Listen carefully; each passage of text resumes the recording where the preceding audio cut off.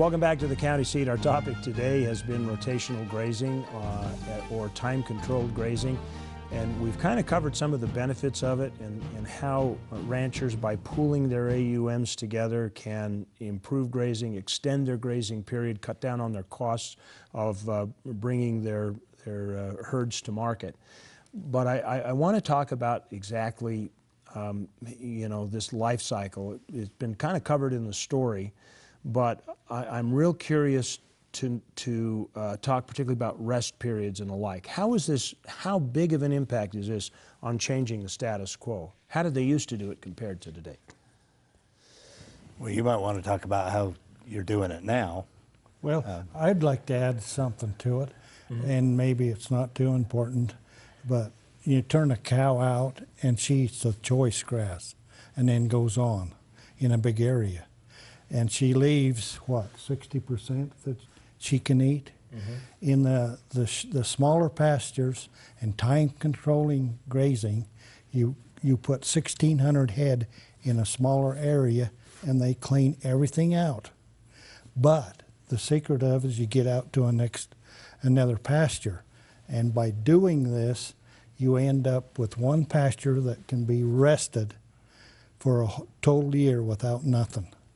And you're making more AUMs all the time.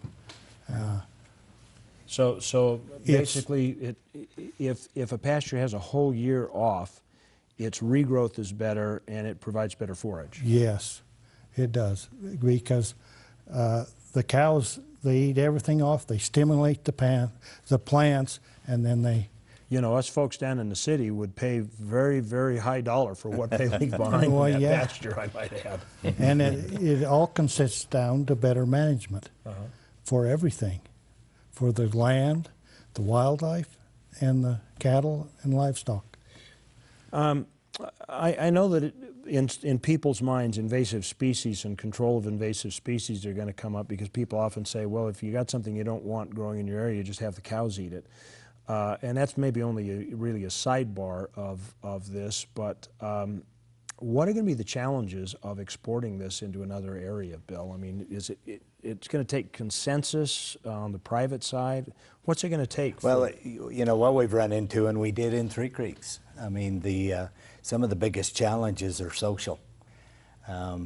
People, it's a fairly dramatic change, both from the permittee side, some within the public, particularly the environmental community, and then in some cases it's a social issue dealing with the agencies. But the reality, the invasive species here for this unit is going to be kind of interesting because we have sheep, and so sheep are really good range tools. And so we'll be able to move them around. There is some Dyer's woad and a little bit of knapweed.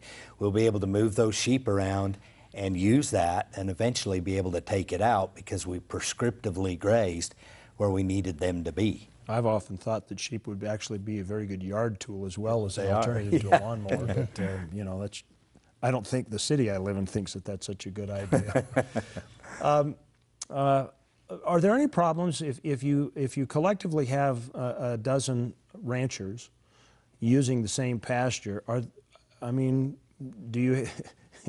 Well, I'm talking about you got the cows together. Do they get along, or does that create new challenges as far as separating out the herds? I guess you brand them before they go in, but it's just a thought that do your cows run with the wrong kind when they're with Norton's cattle? Well, you always hear that, but they're doing that now. See, they're still running in the same allotments. This is just being a smaller area. And if I could make a quick comment. Sure. You mentioned, does this help with marketing? That this can blossom into a tremendous tool in being able to run different types of bulls in a group setting, and that have tenderness genes and different things, and then they can market their calves. They'll all have the same sires and do it collectively, and they can demand a bigger price. And I'd like to know more about that. We'll take a minute when we come back from this break. Stay with us. We'll be back with more of the County Seat, turning to be a very interesting conversation on time-controlled grazing. We'll see you in just a minute.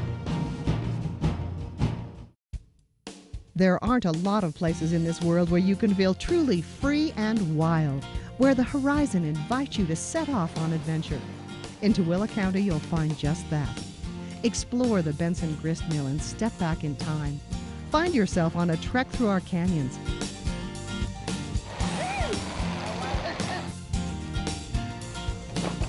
Tooele County. Experience endless horizons.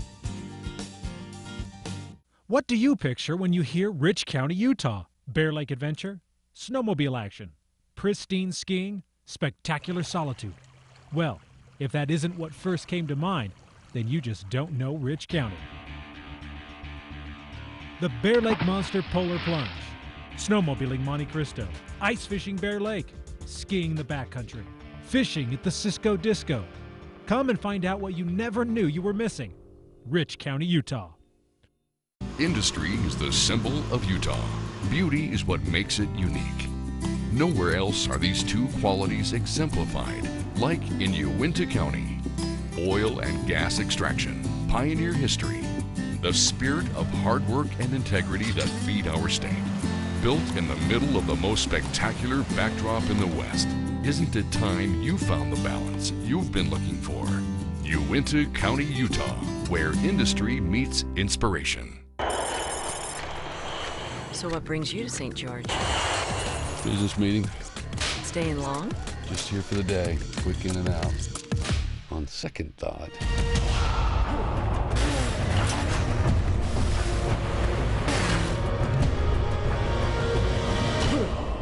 Holy. We'd like to invite you to sit back, relax, and enjoy your 45-minute flight to Salt Lake. I should have booked a weekend.